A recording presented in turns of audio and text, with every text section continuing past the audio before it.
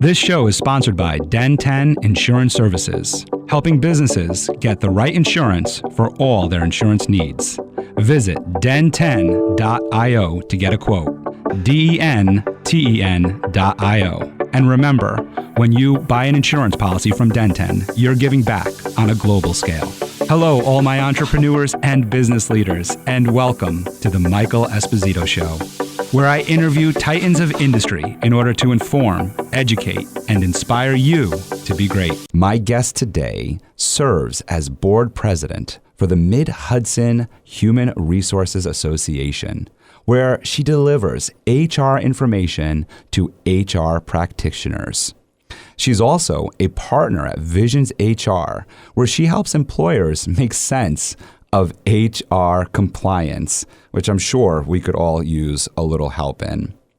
I'd like to also share with you that she's a certified senior level human resource management professional, and we're going to talk about how that all leads into her whole life. She builds strong, compliant workplace cultures through a combination of exceptional interpersonal communication skills, employment and labor law knowledge, and employee relations experience, working seamlessly with all levels of employees, executive, and board members. She's had tremendous experience in the area of HR, but she's also had a lot of other experiences in banking and in other type of management roles. We're going to learn a lot from my guest today. Please welcome Kelly Caldwell. Thank you, Michael. All right, we've been talking about it. Did I say Caldwell right? You didn't, but I'll forgive you. Oh, my goodness. It's Caldwell. It's Caldwell. I knew it. And that's why we don't edit this show, so you could hear all of the faux pas that Michael makes. Don't worry. I'll share with you in that. All right.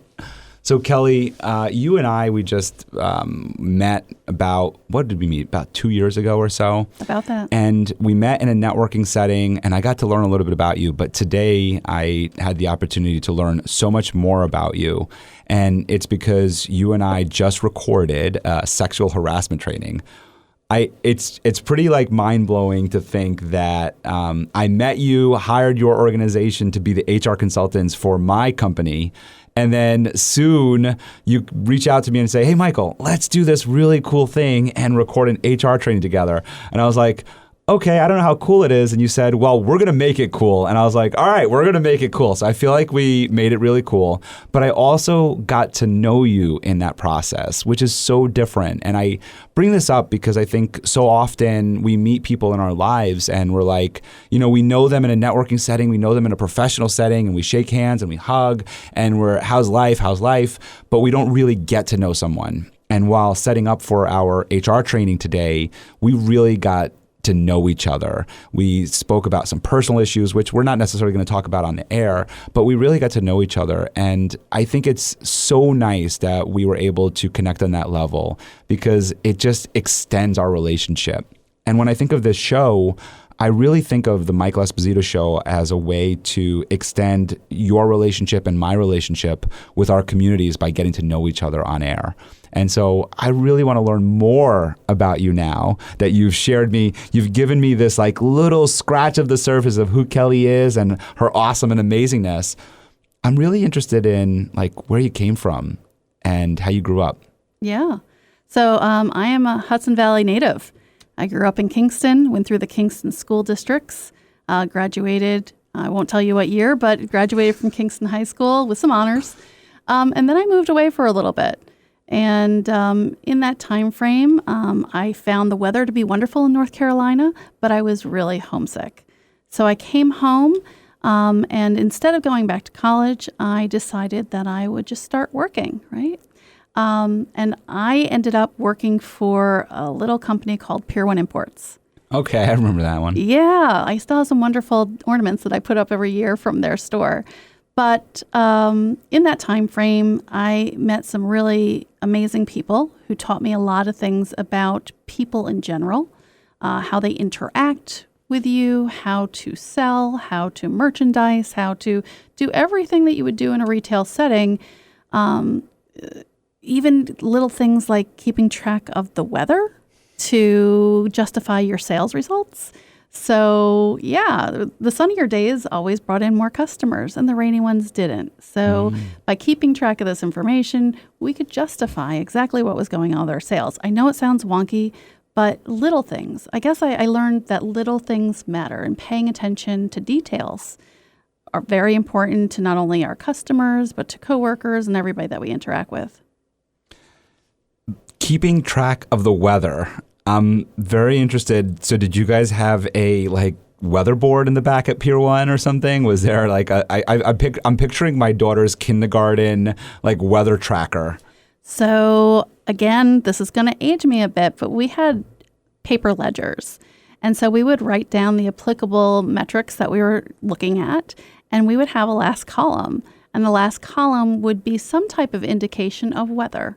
So whether it was the degrees and a symbol for sun or some type of distinction for clouds or rain, we would keep track of that as well. That's pretty cool. Yeah. So you said did you not go back to college at all? Oh my gosh, my college journey. So I've been to college a couple times over, and I have an associate's degree that took me far too long to get. I am an ever-returning Marist student, so I have a paralegal certificate from them. And I think I have about 2 more classes to finish my bachelor's. But I kind of lost my direction when I went to college the first time around. I was a physics major at East Carolina University, and I got sick. I got pretty ill, and I was far away from home, and I just didn't know what to do. So life kind of collapsed around me. I was in a pre-med track, and I didn't want to do that anymore. I couldn't stay up. I couldn't even think about doing a residency, even though that was so far in the future. So just getting to work really worked for me. And I was promoted quickly. I followed people's instructions. I did well. And then the money kind of made it worth staying in, right? So I was now working at the top 5 stores in the company, going to New York City every day, thinking that I could afford to move there. Could not. So I just fell in love with retail. And then when finally I left retail to come back home, because I was commuting to New York City and New Jersey at that point, I came and joined this little company called Best Buy. Okay. Yes. You partner with these small companies. Yeah. First of all, I'm a Marist grad, so let's go Red Foxes. Yeah. I'm interested in this, as you said, about this struggle with college. Yeah. And I'm sure so many of our listeners may have been in a very similar position, and everybody has different reasons why school might not have been right for them. I was pushed to finish. I have to say, if it wasn't for my mother, when I graduated high school, I was set on not going to college. I was going to be one of those. I'm going to take a year off, and I think everybody knows what happens when you do that, or a lot of people do, right? It's very rare that you go back. And so my mother said, that's not happening. My mother's an educator. She's, been she retired board of ed for 30 years of service. And then she's still working. I was just talking to her this morning. She was on her way to Brooklyn. And she said, absolutely not. So she went to the community college, which was Nassau Community College in Queens. Well, that's in Long Island. And she signed me up for my exams to entry exams. And she told me one day, hey, get in the car. And I didn't know where she was taking me. And she just said, come on, we're going to go for a ride. And so I just got in the car, just listening to Mom. And she brought me to Nassau. And she said, you're taking your entry exams, and I'm going to wait here. And I'll be here when you're done, and we'll go home from there. And Nassau Community College is on the island. There's really no public transportation there. So there was no way of me getting out of this. And this was before I had a cell phone or anything, right? So it was like, all right, I guess I'll go take this test and get in there. And, I'm very grateful that my mother pushed me to do it because I did it. I excelled and, then soon went to Marist College and graduated. But again, if it wasn't for her, I probably wouldn't have done it. And I had my own difficulties with school of being dyslexic and having trouble with, I was very proud to say that I used to never read. I didn't read one textbook. So I had my own struggles. And if it wasn't for my mother, I wouldn't have gone through it. And I look back at college and wonder, how did that experience shape who I am today or what I am today? And I guess what I can say in terms of that answer is prior to having this podcast, I don't know what kind of influence it really had. but I did graduate Marist with a radio, TV, film degree in communications. So I guess here we are, and look at what Marist did for me. So everybody has their own journey and their own challenges with school and college. And I think that, again, a lot of our listeners might have bachelor's and master's and doctorates, but some of our listeners may also have never graduated college. And I wonder, if your story might resonate with them. So what was it about college that was challenging for you? You also mentioned being sick, and it sounded more medical than it was just homesick. Yeah. There was definitely homesickness. There was definitely medical concerns and issues that went on. There was a cultural issue as well, going to a school in North Carolina that didn't hold the same beliefs that I personally held. My roommate's name was Jada, and she was a young mother. She lived about a half an hour away, but she chose to live in the dorms, and her mother took care of her daughter. But Jada had much darker skin than I did, and one night I caught her praying, and she was thanking the Lord that I was her roommate, and I was so confused. I was like, what are you doing? She's like, don't you notice? I'm like, notice what? She's like, people don't come to our room. She goes, people don't interact with me here. I'm just so blessed that you treat me like a person. And I started paying attention. And then I started paying attention how they treated me as a Northerner. Like this Mason-Dixon line, which I had long forgotten in history classes, was a thing. And it really resonated with me. So culturally, I was out of my element. I just had never seen racism like that before. It kind of made me want to get back home to things that I was familiar with. But getting through the classes, I slept through most of my classes. The only one I passed that year, I think, was my night class, because that's the only one I could wake up for. So it was really difficult. And then once you start kind of solidifying your career and making some money and being independent like an adult and paying rent and bills and things like that, you're like, oh, how am I going to manage that thing that I put on the side burner? And why would I be doing it? I don't even know what I want to do. Do you feel that when you're saying you slept a lot, and I remember this when I went through what now I can look back at and realize was a bout of depression for me. Is that what you think you were experiencing when you're saying you slept through a lot of your classes? I would say that depression, I think, plays a part in most people's lives at some point or another. And if not, then congratulations, because it's not the easiest thing to go through. But that had to do with more of a physical ailment that really just hit me hard. And then I think there were other pieces to it, right? So not being able to accomplish my goals, which at one point were completely obtainable, they weren't anymore. And my rebound was not quick in the scholastic setting. I moved a different direction. I did really well in my professions, right? And learned a lot and led amazing teams, accomplished so many things, won trips to Disney World, all the fun stuff that comes along with working in retail and sales. And it fulfilled me for a while. Yeah, Disney World can fulfill you for a while. Absolutely, yep. We did a nice little family trip down to Disney World, and Disney World, right, is in Florida. It is. And it was like it really is like living in a fantasy land for a couple days, and then you come back to the real world, which is the airport, and you're like, oh, okay, so this is not Disneyland anymore, or Disney World anymore. It's pretty wild. You mentioned something about goals, and I know again, like, so many of us struggle with goals, and of course the overused word of pivoting from our goals and realizing, okay, this is not the direction for me. And you just mentioned that you were in.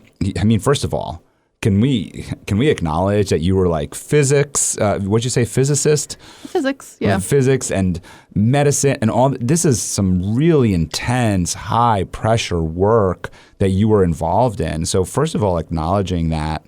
But also understanding that you said, well, you realized it was unattainable. And I'm interested in what were some of the signs for you that it was kind of out of reach for you, or that it wasn't right for you anymore?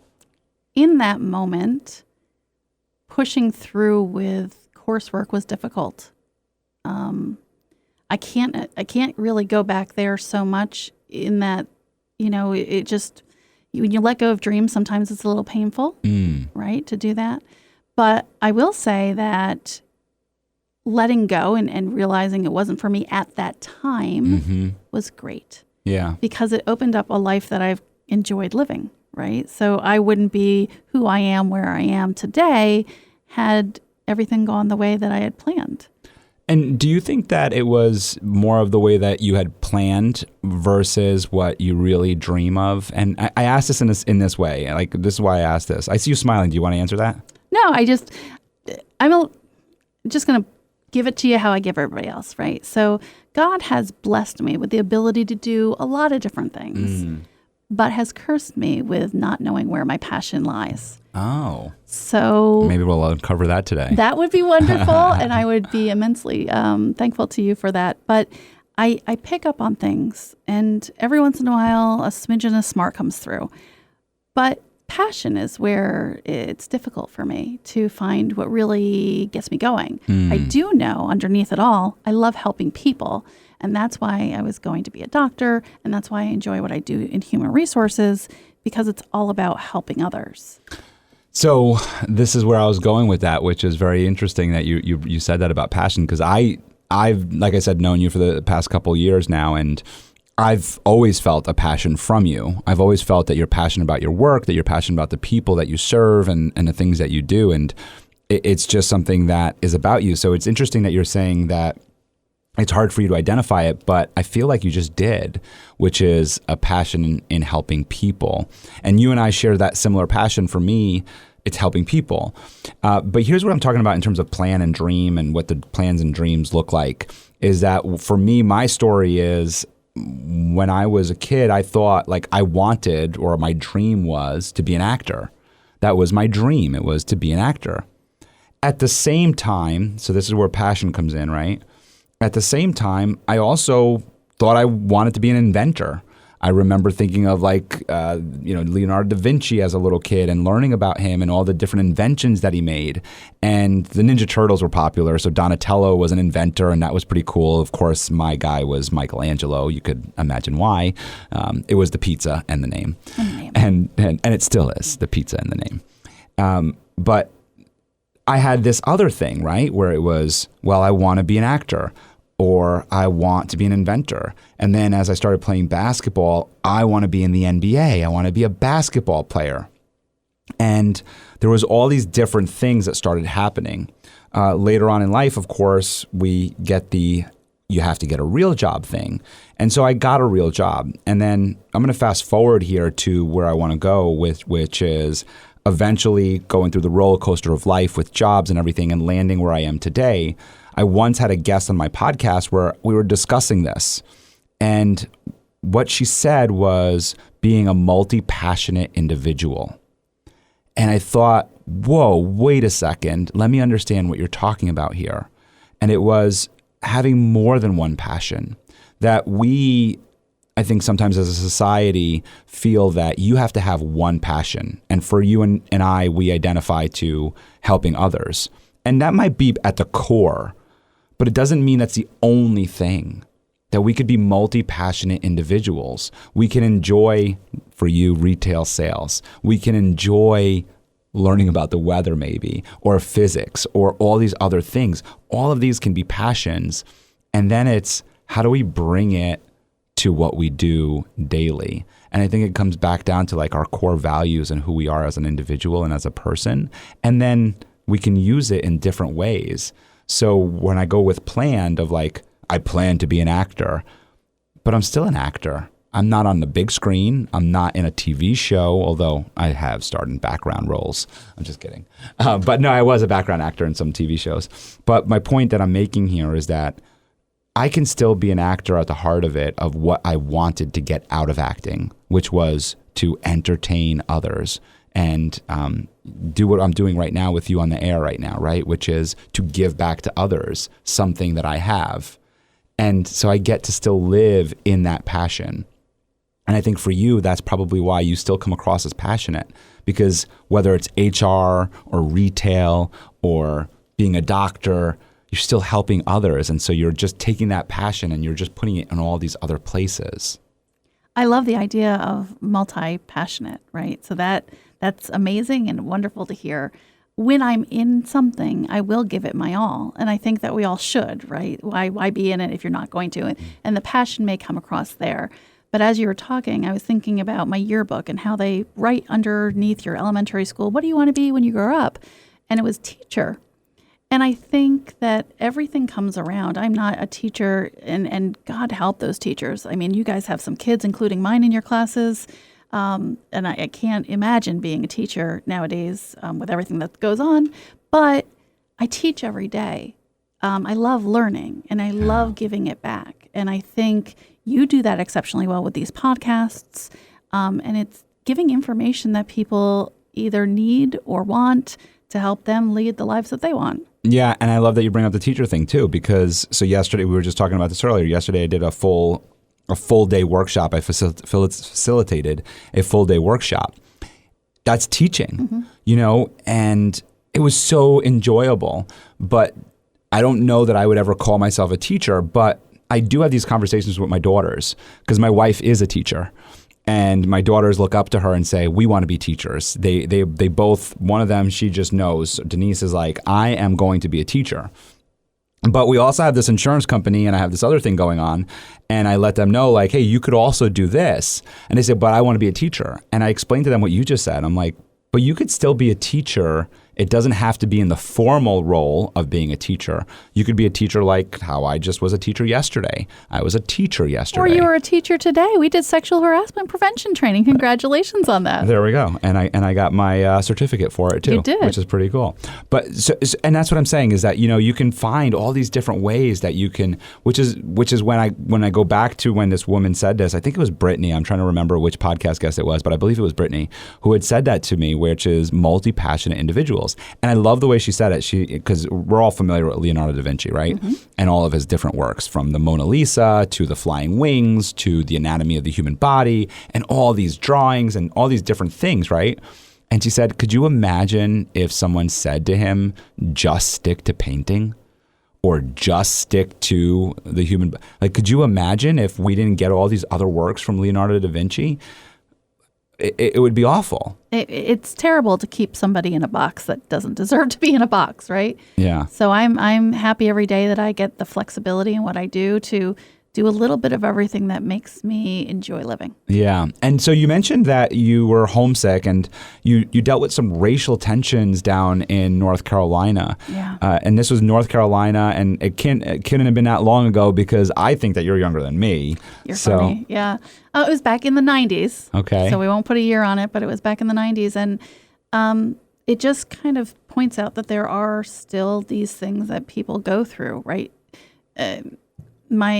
I have lots of friends in my circle, and when Black Lives Matter came up, right, it's a thing. It's not something that everybody sees all the time, and you can be the quote unquote blind to it, but that's only because you're choosing to be, because there are some things going on out in the world which need some intervention from people that can help in other ways. What's interesting about you bringing that up right now, and again, like, it's so weird, so many of the things that we talked about in the training that we just did together and that you just bring up now is one of the things that we talked about in the training is just because I think of that one case study where that woman says like, well, it's never happened to me and that person's never been like that with me, so I don't know it to be true.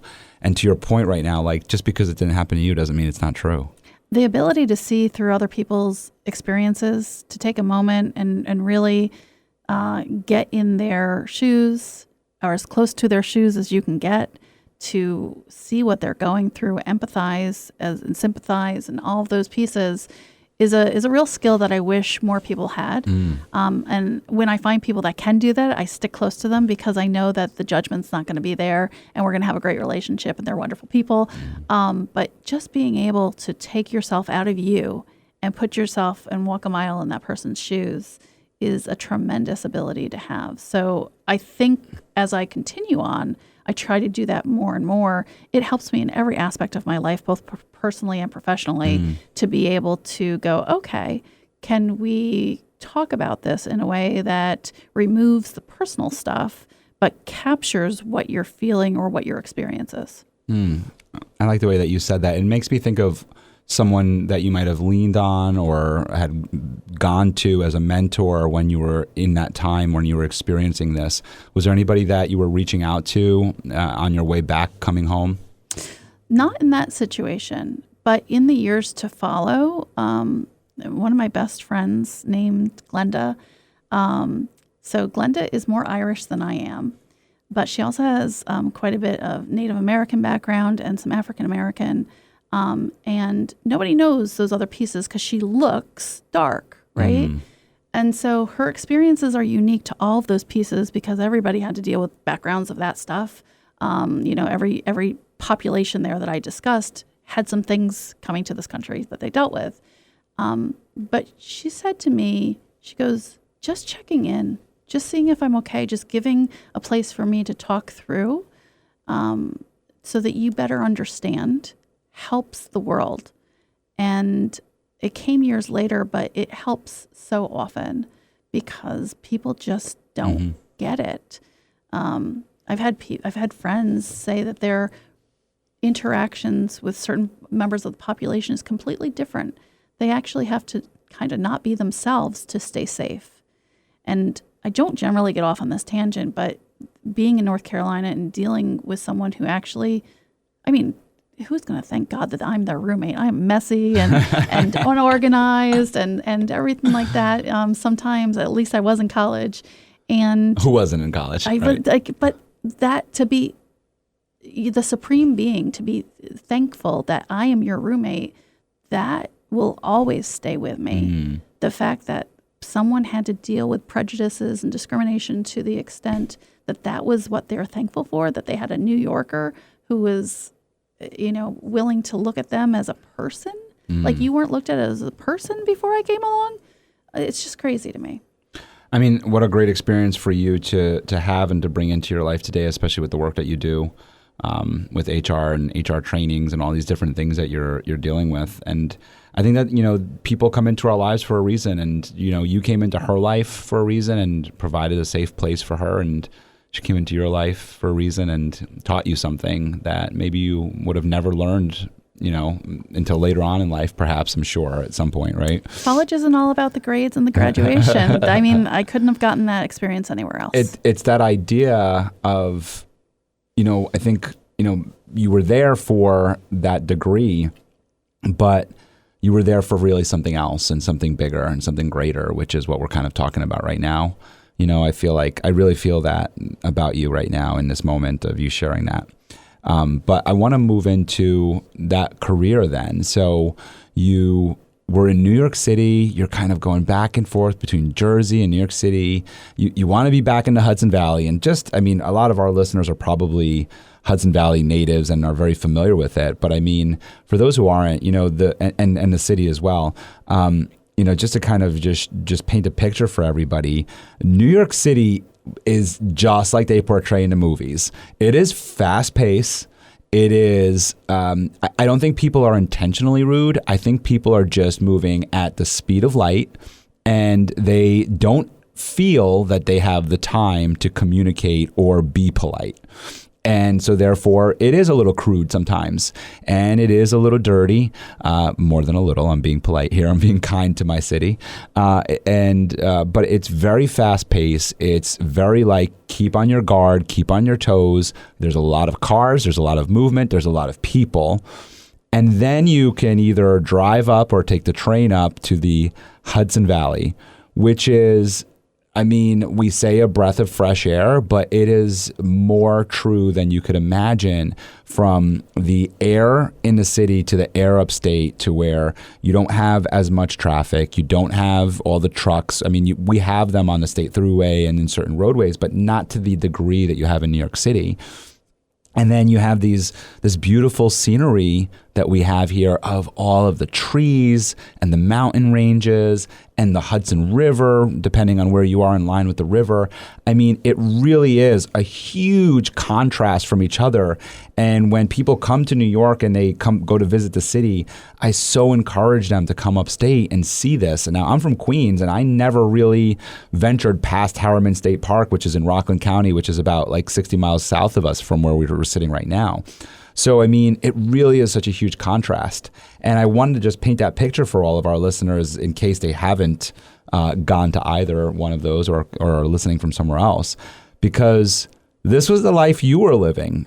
You were living a life of, and New Jersey and the areas that surround New York City and Jersey and the surrounding boroughs are very similar to Manhattan in that hustle and bustle space.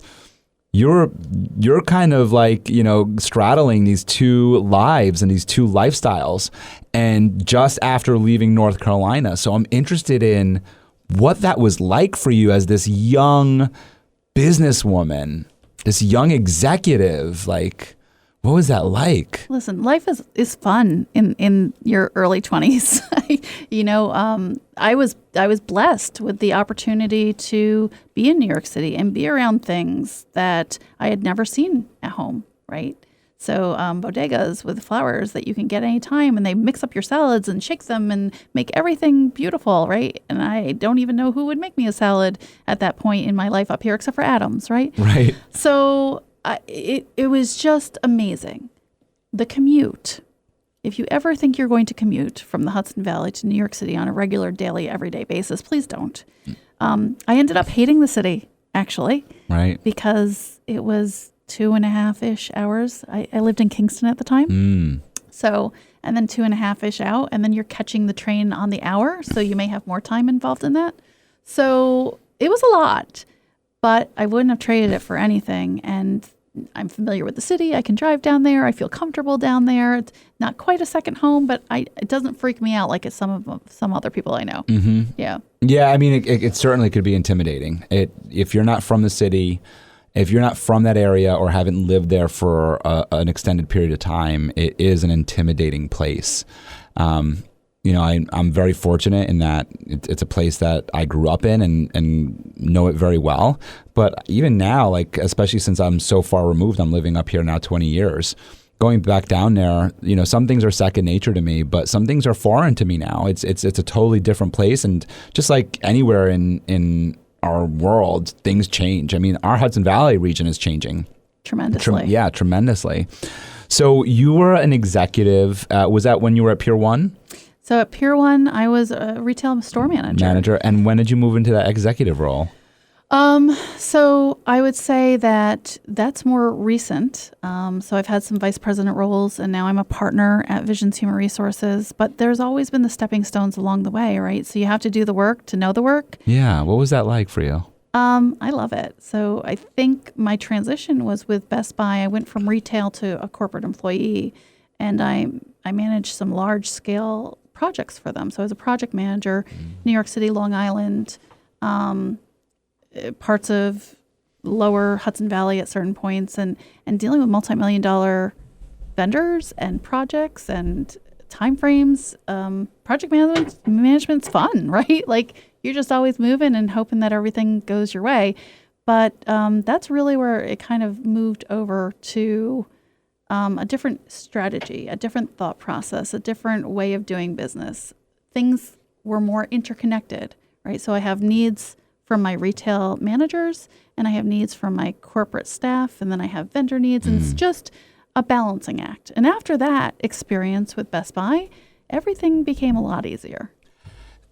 I'm interested in this balancing act that you just brought up, because as entrepreneurs, as executives, as partners, you say it became a lot easier. I'm sure it maybe became a lot different, but balancing act. How did you balance it all? What were some of the processes that you followed to, project management is crucial in the success of any business. So what was the balancing act for you? What was your processes? So getting buy-in from stakeholders is key, and making sure that we're going to stay compliant with our commitments, right? So a lot of our vendor relationships had money behind certain product placements. So making sure that we did what we needed to do. And sometimes we would have to verify that, or they'd get a surprise walk. The thing about the New York City market is a lot of people go and visit New York City. So you get key executives from like Sony or Samsung or any of the major electronics retailers, and they would come in and, did you set up the display exactly the way that we wanted it, where we wanted it? So those were important. But then you had the store managers who had a bit of cowboy in them, and they wanted their placements in their store. So we moved things around that were not tied to specific locations for their needs and their customers, because certain stores sell headphones more than others. Right. And so we looked at that customer centricity and where customers were in their shopping experience and really changed things based on all of the stakeholders, making sure to hit on everyone. What's something that you think you learned from that experience that you've carried into today? I think from Best Buy and project management, planning is key. Listening to the voice of people. So listening to the voice of those people that are your end consumers, right? So making sure that your clients, your customers, whoever it is, that you take into consideration what they want and need, but still value and cherish the partnerships that you've entered into. There's a reason that you get further ahead, and you generally don't do it alone. So you have to be true to those relationships as you go along the way too. That's interesting. Yeah, the relationship piece, I feel like, is just a common theme in most success stories, right? Like having relationships. In that training yesterday, I was just saying that this is a leadership class, and we talked about it earlier. It's a leadership class. And these every class year, they're proud of their class year, and they kind of call themselves alumni, which I think is really wonderful. And I was speaking with them about that, saying, you're going to be alumni of this class, and you're going to have relationships with each other and to lean on each other. So for me, this was a public speaking training I was giving, and there was about 2 or 3 people out of the 40 that came up that I could tell were natural speakers. And they were just very comfortable. They spoke very well. They didn't have too many crutch words that you were so worried about before. They didn't have too many non-filler words. They just were very well spoken and confident. When I asked them, some of them said they had some training, were teachers, things of that nature. So what I said to this class, I said, I'm here for the day and I'm available to you, but this is your alumni, right? You have this person in your class. Stay in touch with them and communicate with them, because they're going to be the person that you could lean on and ask, hey, can you listen to this presentation and give me your feedback? And it was interesting because one of those people came up to me afterwards and she said, I never thought of myself as a mentor for others. I need to learn how to do this. And it was, she got this sense of pride. But really what I want to say in this is that it's these relationships that we form with each other as we go through experiences in life that help us overcome challenges and help us excel and help us grow. So I love that you bring up the relationships in this Best Buy experience. Well, I think I left out one of the most important ones, and that was my team of fellow project managers and the team that I managed, right? So my project team. None of the projects that I worked on would have been done were it not for the help of those people. So while we had all these things to manage as far as external noise, right? Really, the team that I had, or the teams that I worked with, were phenomenal. Still friendships to this day. And I can't imagine not having that experience in my life. And it is all about relationships. And relationships, that we could probably talk for hours on relationships, but they're critical. Trust, respect, all those pieces that need to come through. If you're not working on relationships on a regular basis, then you need to reevaluate what you're doing. Yeah, and I love that you bring that up about the team, because that's collaboration. So I think that, again, in order to get buy-in from a team, you got to collaborate with them. And collaborating is, like you just said, is listening to the needs. It's not just saying this is what we're going to do and, we're collaborating. That's not collaboration. It's listening to the needs. It's what are the needs, right? You mentioned relationships, and I do think they're so important that, we don't have to spend an hour on them, but you mentioned trust. And I think that that's one of the hardest things to understand is how to form that trust in a relationship. I think there's people that immediately, from the moment you meet them and the moment they meet you, you have 100% trust, and it's up to you to kind of break it, or up to them to kind of break it. And then you have people who just don't trust at all, and you have to really gain their trust. I know for me, I'm one of those people where you meet me, you got my trust, I got your trust. You trust. I'm going to trust you right off the bat. You got to give me a reason to break it, right? That's my personality. But with these two dynamics and kind of going between them, I'm interested in your thoughts or your theories on how to be able to form relationships to where you can establish that trust. Yeah. So trust can be easier than you think. You need to find out what's important to the person that you want to gain that relationship with.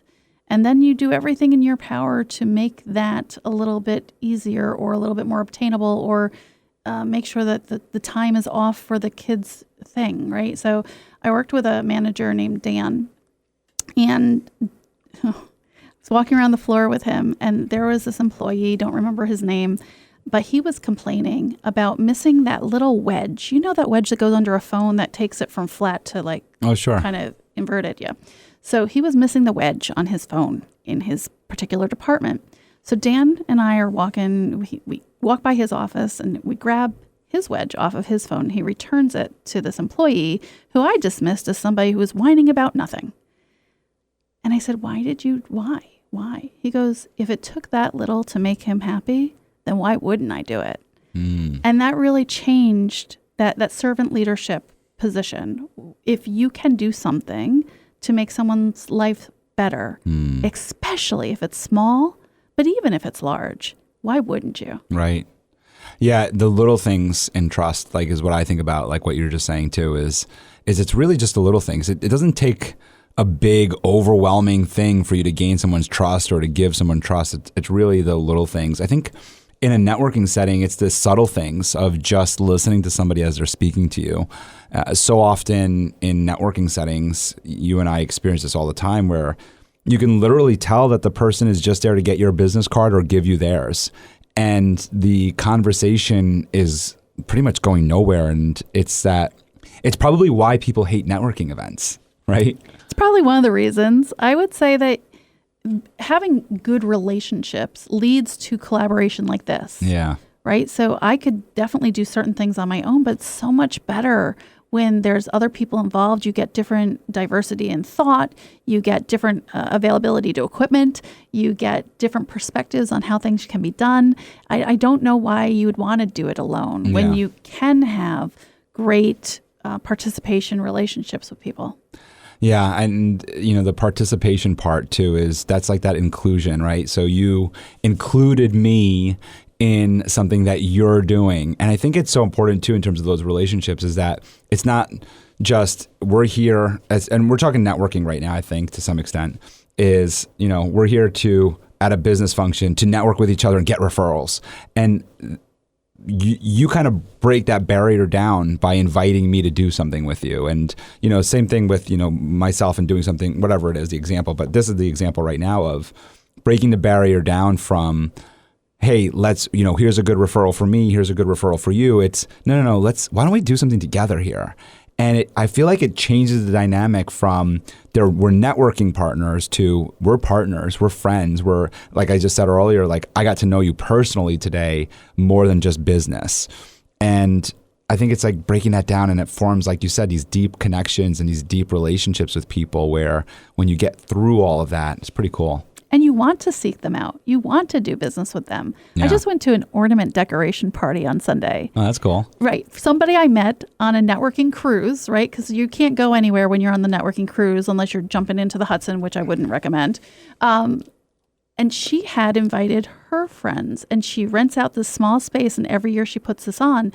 And I ended up knowing quite a few people at the table already, but then new people, or they brought their kids, and I learned something more about them. And out of that ornament session, I have some great ornaments, but I also have some relationships that I want to dive into further. I'm like, I never knew you did that. What? Yeah. And those are opportunities not only for my personal enrichment, right? Because I love what you're doing, but there are business opportunities there. Yeah, it's so cool. It's so cool when you meet somebody and then you find like this one little thing out about them and you go, wait a second, I need an hour with you. See, I'm fortunate. I got a podcast. I get to say that. I'm like, want to come on my podcast? I love that. Thank you very much. Yeah, it makes it fun. I'm like, all right, Kelly, why don't you come on my podcast? We get to play with big microphones over here. So, we were just talking about the relationships and Best Buy and how that was like a really great takeaway for you. And then you moved into the HR space, or the banking space actually first, right? Yeah. So you went from retail to retail at a whole other level, right? Yeah. So I had a mega bank say, hey, you have some transferable skills. It's the first time I ever heard this. And I was like, what do you mean? Well, you sold widgets here. Come sell widgets here. And some banks are into selling widgets. And I did really well, but I didn't love that. Banking is a service. It's not a sales opportunity. And I felt at certain times I cared more about selling unnecessary products than I did about helping a person with their finances. And I'm really passionate about, talk about passion, really passionate about helping people. And finances in particular can be really difficult for people. So when I transferred that skill over, I gained a whole bunch of skills that allowed me to go from that really big bank to a small hometown bank, which I loved. Absolutely loved that. Yeah, the transferable skills. I'm interested in speaking a little bit more about this, and I know that was the first time you heard of it, and for me back in the day, it would have been the first time I heard of it. But more recently, for me, I'm thinking about. I'm in a speaker course or a speaker mastermind, that is, and in there, I had a gentleman say he was in the Army, in the military for many years. He was a sergeant master commander. Trust me, he'll be coming on the podcast soon too. I invited him after hearing his story because I was like, I need to learn. He was one of those people, right? Like, I need to learn more about you, sir. So he was this high personnel in the military, and he's in this mastermind with me, and he raises his hand for the moderator and says, here's my issue. I want to be a keynoter. I want to be a speaker. That's why we're all there. We want to move into that realm. And my issue is I don't know what to speak about. He said, I have this, this military background, but I'm no longer in the military. I'm now a civilian. I mean, he didn't call himself that, but he was saying it in so many words. I'm no longer in the military. I coach basketball, and I'm doing this other work, and I'm a father and all this other stuff. He goes, so I know I want to speak about something, but I don't know what to speak about. And I quickly had to interject. My coaching hat went on. All the sirens were ringing for me. And I said, can I, because in these masterminds, the host is just there as a host. I mean, they're there to offer coaching and advice and guidance, but we're all there to help each other.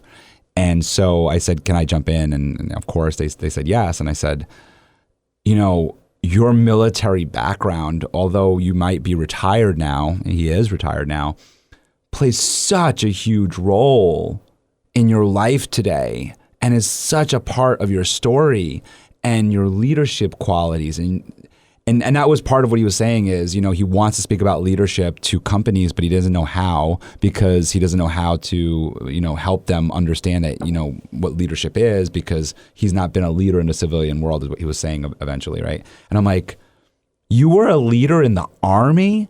Like, you've been to battle? There is no place more real as a leader than that.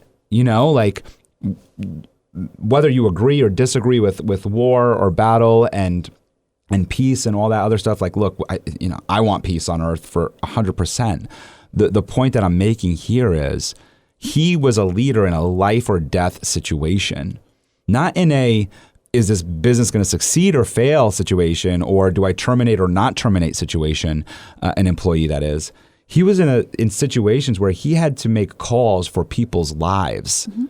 That is the heart of leadership. And we talk about transferable skills. I pushed so hard for him to understand that is a transferable skill. Not maybe at that level when you're speaking with corporations, but it certainly is a transferable skill. And so I bring it back to our conversation here about transferable skills and understanding what transferable skills means for you and how you see it work in your life today. My life is all about transferable skills. Just because I've transferred from industry to industry or type of jobs. At Best Buy, there was a manager named Glenn, and Glenn said that Best Buy would teach you to sell forever. And in every role that I've ever had, I've had to sell something, whether it's myself, whether it's a product, whether it's a pitch or an idea. I've always had to sell. You will always need to sell something to a spouse, to a child, to a teacher, to a colleague. You'll have to sell. So sales and the ability to talk to people, all those things, that's all interpersonal skills. Leadership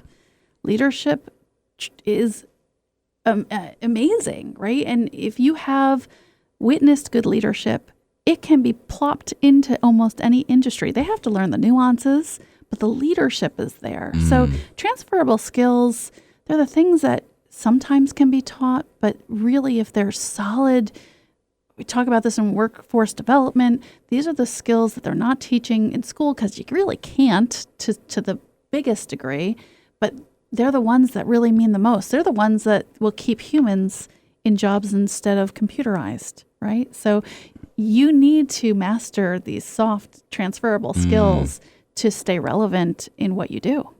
Yeah, I like that you bring up the sales part too, because I think I forget where I heard this, but they said being a parent is if you're a parent, you have the biggest and most important sales job there is. And it's so interesting because, as a parent, right, you can't, kids are smart. You can't sell them like you could sell a widget, right? You can say, here's the features and benefits, and look at this, and we're just going to discount it today, and then the person buys it. Obviously, I'm making a very simple situation there. Kids are like, you could tell them all the features and benefits, and they're just like, no, I'm not doing it. It's like, hey, this broccoli is super healthy, vitamins, it's going to make you strong. Yeah, well, it doesn't taste good, so no. And sometimes you have to assume the sale, like your mom did. She had to put you in a place and say, this sale is happening. You're going to college, right? So no options around that. And all of those sales strategies come into play in so many ways. Yeah. And well, I go back with kids and negotiation, right? So there's this like nice little balance. Like, so what I've learned with my kids, and they're really wonderful eaters. So, but I'm just going to use this as an example in that they're wonderful eaters. I say this and I'm like, we eat chicken nuggets at least 3 times a week. But score. Right. But what I'm saying is, in sales, we talk about, holding some of the features back or some of the, let's say like, I don't know, the reasons why somebody should buy back a little bit. And the reason, right, the key things back a little bit, only because we don't want to overwhelm to where now they're having trouble with decision making. And also so that, as they're questioning whether to buy or not buy this thing, you can start peeling these out. You can start handing out, okay, well, what about this? And what about that? And so with kids, it's kind of similar in that, like, I know that if I want them to eat certain foods first, like broccoli or carrots or whatever, those are the things I put out first before we start putting out the stuff that's yummier and everything, right? It's like, let's put this out first. Let's see how you do with that. And it's like, I'm going to take a couple bites, but I don't really want it. Okay, well, I'm bringing this nice one out here. And they're like, oh, okay, I'll finish that so I could have this. So I think about it in the sales in the same way of like, well, let me just tell you, let me get your interest. And now I got your interest, and are you with me yet? You're not with me yet? Okay, I got this other cool thing for you. So they really teach you on how to kind of really negotiate the sale and move forward and be patient in the sale, right? Like not just put it all out, right? Because we all know everybody's just going to want the delicious chicken nuggets. The delicious chicken nuggets. I can't disagree with anything that you've said there. When it comes to sales and going back to some of our previous conversations, I always found it as, what do you need as a customer? How am I fulfilling what you came in to talk to me about? Yeah. Right? So I was really, really good at selling stuff because I would say things like, hey, you're going on a trip. You have a camcorder. Great. I'll sell that to you today. Where is the next closest store when you're on the beach and you want to videotape something? Do you want me to get you some extra batteries now? Do you want me to get you some extra tape now? Do you like all the add-ons? Because you can paint a picture for a person. And quite frankly, if you are doing it correctly to their needs, you're actually doing them a service, because then they're not going to be stuck out there someday looking for the thing that you didn't offer to them. My mother would come home from places and she would say, but they didn't tell me I needed that wire. Right. Right? People are afraid to ask, but you're doing a disservice to somebody if you're not giving them what they need and letting them make the decision. Yep. Right? Yeah, because even if they don't buy that wire, like you said, your mother would say, oh, I wish I would have bought that wire, where she goes, I know next time I will. Right. Right. So, and I love that too, that you said paint a picture, because again, that's really, really important that you paint that picture for them. Because if you just told them you're going to need an extra battery, it's why are you trying to sell me another battery? But if you explain to them, like you just did, of, you might be on this island and you're going to really want to record this and your battery power will be done and you're not going to go back to the room and charge it. You want to record it now. Exactly. Pull the battery out. And that comes over in consulting though too, because when I work with companies, I'll give suggestions, paint them the picture of anything that could happen so that they can make an informed decision. Right. That's the tricky part with compliance in general. And I always tell people that you have options. I'm not running your business. You need to run your business, but you need to be educated, because you can't just say ignorance is bliss in this regard. Yeah. There are too many pitfalls of legal compliance that falls into the HR world and dealing with employees. But I'm here. I'll steer you the direction that you need to go, and you make the decision. Yeah, and I was going to bring that up in terms of what you do now in HR, because it sounds very much like that's a transferable skill, what you did there, of painting the picture, of helping them out. And so you went from banking to HR, and while we're talking about these different companies that you worked at, you're climbing the corporate ladder as you go, climbing. Yeah. And then you work with someone who was an entrepreneur in her own right, or is an entrepreneur in her own right, and now switched from these larger companies, like you said, small little company Pier 1, small little company Best Buy, and then you go to this big bank, and then you go a little bit more localized bank, and then you work with an entrepreneur. And tell us about that experience from transitioning from these different types of corporations into working with our friend Janet. Yeah, working with Janet A is amazing. I know you've talked to her on numerous occasions, but her energy, her charisma, the way that she gets behind people and develops people, talk about true mentorship and really caring about people. We were talking the other night about just how many people have been in their careers or their roles because of her influence. They've all got there on their own, but she's helped pave the way for so many people. Working with her in an entrepreneurial arena is fantastic. And I would say we're not perfect at the business part of it. We're really good at helping people, but how much to charge, how to market, all those pieces where partners come in and that we're starting to really expand and grow and look at those partnerships. That's where it's exciting to work with her, because she's got great ideas, and just implementing them is, where we're working towards now. Yeah, she does. And I mean, I remember when I first met her and I was like, man, this woman is a ball of energy, like super energetic. The other thing that I love about her, and I'm sure it could also be challenging for people, it's something that you love and it could be challenging, especially when you don't know somebody well enough yet, is she cuts right through the mud. She doesn't hold back at all. And I remember, actually, she might not even know this, but I remember first hearing her dialogue like that and being very, I withdrew for a second because I didn't understand. And it wasn't until I got to know her that I understood, especially in your roles as HR representatives, that sometimes things have to be said black and white. You can't stay in this gray area. I like to stay in the gray area sometimes of like, I don't want to say anything, or I don't want to say that, and I don't want to do that. And I think, I'm learning a lot by doing that training with you just now too, of that gray area sometimes can lead to bigger problems.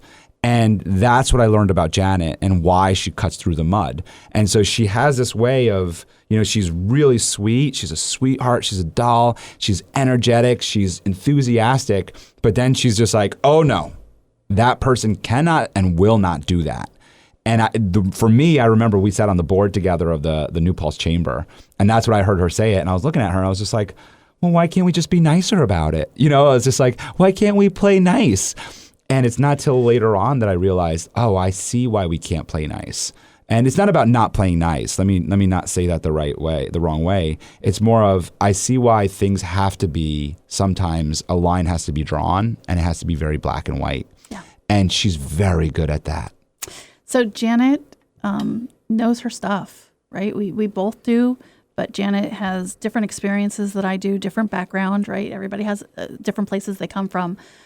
she has the ability to just make it easy to digest. Again, choices are still the people that are out there, right? She's never going to twist your arm and make you do something. But you're going to be crystal clear at the end of the conversation where there's liabilities and where there's risk, because she doesn't want anything bad to happen to anyone. She doesn't want things to happen to the employer. She'd like to make it the best place for the employee. She'd like to get to that happy spot. Yep. But we need to make sure that we're fair, the HR words of the day, fair and consistent. And that keeps a lot of people out of trouble. So she will tell you what is fair and consistent. And I love it because I know what I'm getting. Yeah. You know, when you deal with Janet or someone like Janet, you really know that you're getting solid information in a no sugarcoating kind of way, but in a way that you can digest and make decisions based on. Yeah, and you just said that, someone like her, but here you are, right? And I think of that panel that you were on, and I had the opportunity and privilege to moderate. It was pretty cool. I was going between you and all these other professionals. But what was cool for me was you were sharing so much information. And I'll be honest, a lot of it went over my head, and a lot of it probably went over some of the audience's head. But what I'm sure everybody got from it, and that I got from it, is that in the HR world, in many professions, right? But we're speaking HR world here. In the HR world, there are so many laws and compliances and regulations that take place. And I just remembered when I was listening to you speak, thinking, I'm just so happy I know Kelly and Janet because I could lean on them for that. And this is why I bring this up, is that there's a lot going on in the HR world. And so to have someone like yourself as a part of an organization can remove so much weight on an employer's back. Yeah, so we won't put ourselves out there. We're not attorneys and we're not CPAs, right? We won't delve into their worlds, and we have great partnerships if you ever need those. But we help a lot of people that don't have the expertise in their own staffs. Yeah. When you're a smaller company and you can't hire someone, or when you're a little bit larger, medium-sized company, and maybe you have someone who's newer or not experienced in the thing that you're going through at that particular moment, it's a good time to give us a call because we've probably gone through it.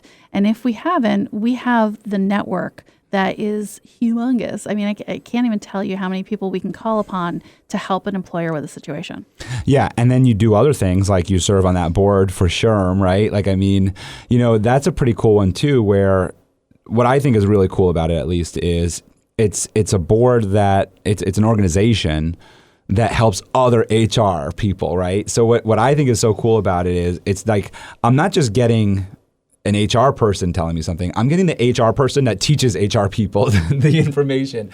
So it's pretty neat working with you. Well, we do it not only, HR helping HR, but we bring in the sources, right? Yeah. So we bring in people from immigration to talk about I-9s because that's the agency that's dealing with I-9s. Right. We pull in attorneys who have to litigate these cases to talk about what's going on really in the courts. So we bring all of the resources that HR professionals and owners and supervisors need to do their jobs in a safe way that's good for the business and good for the employees.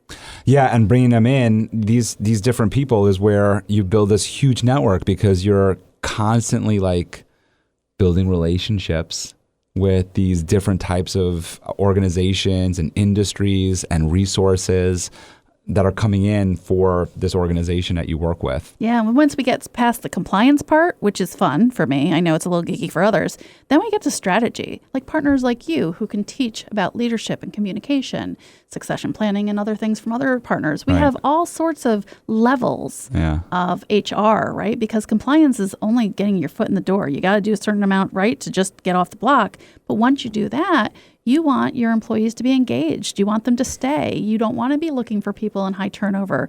Right. You want to offer a workplace where people are selling the workplace to future employees for you so that you don't have to worry about it. Yeah, it gets tricky for sure. So it's an interesting place, that HR place, but I'm happy I know you people. That's for sure.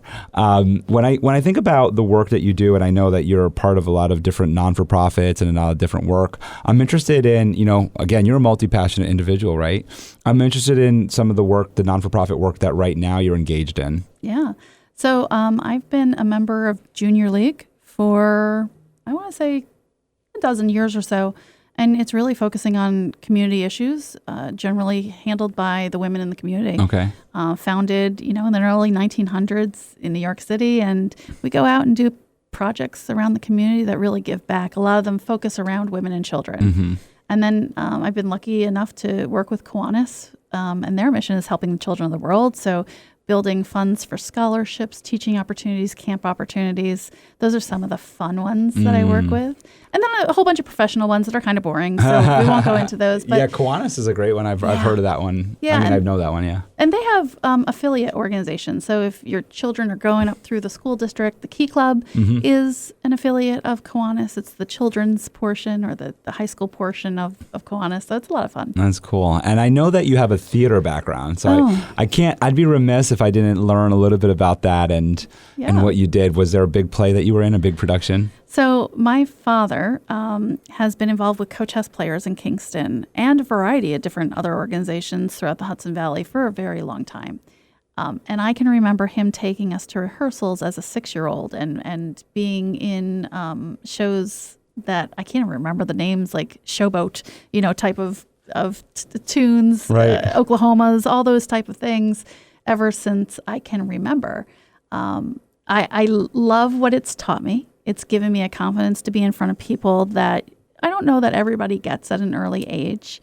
I like singing. I like entertaining people too.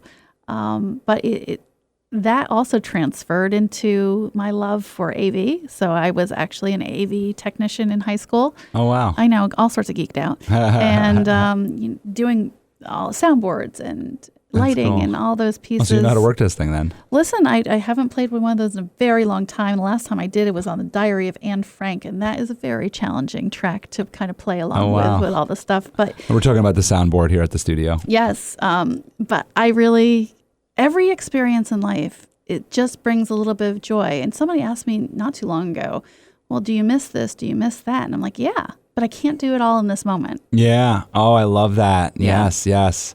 My coach Merritt always talks about that of like, here's the good news. You can do it all, but you just can't all do it all at once. Yep.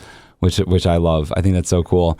In terms of like theater, I thought this was pretty neat, and I want to share this in that my parents also exposed us to the theater at a very young age. Now, I didn't have the opportunity to be on stage like you did, although I did in my ballet classes, but not in the same avenue as you. But my parents used to take us to see the Nutcracker every Christmas.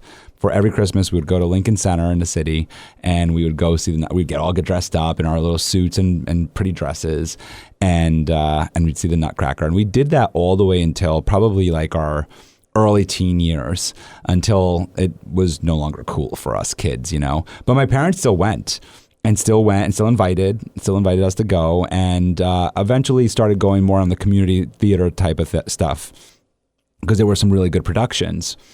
And what's interesting in what you were just sharing, what you were just reminding me of, is now that my parents are retired, they were looking for other things to do, and my father had this passion for learning to dance. Like he was never really a good dancer and, wanted to learn how to dance. So he took dancing classes or takes dancing classes with my mother. Well, one of the community theaters went to this studio and asked for some extras to be in their production of the Nutcracker. And so this past weekend, and I know that this episode isn't airing till, this is probably the summertime. By the way, this is December right now, right before the holidays. But when, this production, they came and they asked for some volunteers to be a part of the Nutcracker, and my father signed my mother and him up. And it was a really beautiful production. So I went down to the production. It was at Mercy University in Long Island, in this beautiful theater. And my parents were stressed out, but I got to see my parents perform on stage. My father's 75, my mother's 73, and they got to be the families that come in the opening act of the Nutcracker, that play with the Nutcracker and the child and all this other stuff. And they had their own solo dance on stage. I snuck my phone in to record them. I won't tell. Yeah, we won't tell anybody. So I got a nice recording of it, and I thought it was so cool to kind of like see it come full circle of them taking us as kids to see the Nutcracker and then us coming back to see them in the Nutcracker. It was so cool, that theater experience. That's tremendously special. I still in awe every time I see my dad on stage. Yeah. But to see that, to have that type of circle, I'm like gushing over here for that experience for you, because that sounds amazing. So you got to get on stage for your dad so he could see you come full circle now. Yeah. He's seen me on stage a few times. I got to tell you, it's not necessarily the most comfortable place all the time. Yeah. Right? Yeah. It's challenging. I mean, I remember, so I did a theater production in Fishkill. I don't know if you know Clove Creek Theater. I do. Yep. So I did a theater production there.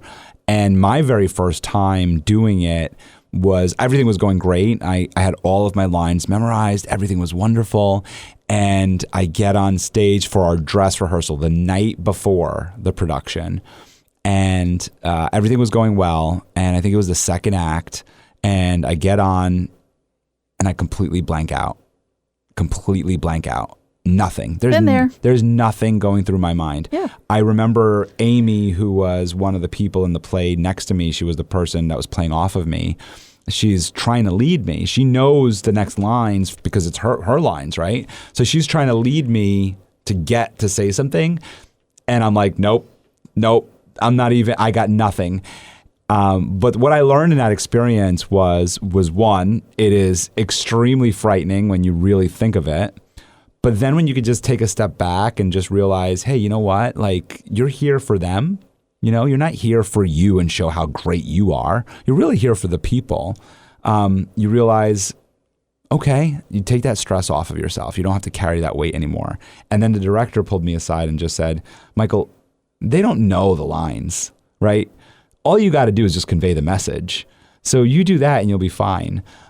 So we did. We ran smoothly after that. Everything was all right. But yeah, it could be frightening to get up there and have to know the lines. Yeah, it changes, right? Because we're just talking freestyling, whatever comes out, comes out. But when you have memorization to add to the mix of a performance, it does change it quite a bit. With the blocking and every other piece that's going on, and the lights, and somebody coughs and you're like, oh, that threw me off. Yeah, it can get a little nerve-wracking. I remember walking into the theater one of the nights, one of the bigger nights, and them saying that there's, I think it was like 90 or 100 people in the audience. And I was like, whoa. And I was like, all right, stop thinking about that. Never know how many are in the audience. Just go out and do what you do every day of rehearsal, right? Yeah. And I realized that, right? Like, because most, on average in that theater, because it's a small one, 60 people was like the average. But in terms of looking out, 60 or 100 was the same outlook. It didn't change much. No. Maybe there was an empty seat between people, and this time it wasn't. But it really didn't change much. It's only going back to what we were talking about before we got on, was feeding off the audience. The audience feels a little different every time you have it, but it can feel different for different reasons. Right. You know, when I did Kiwanis Productions to build money for scholarships, there was a night, it was the senior citizen discount night, right? And that audience felt different than any other. They got the jokes differently. They laughed differently. They engaged differently. And really kind of bringing it full circle to what we've been talking about, networking and sales and all the pieces that come into business. Know your audience. Yeah. Right? So it's applicable anywhere. Transferable always. Yeah, know your audience. So speaking of little things like know your audience, I'm interested in, do you have like a mantra or some sort of quote that you follow or that you like to live by? You would think that I do, but I don't. I think the golden rule should be something we all strive to live by.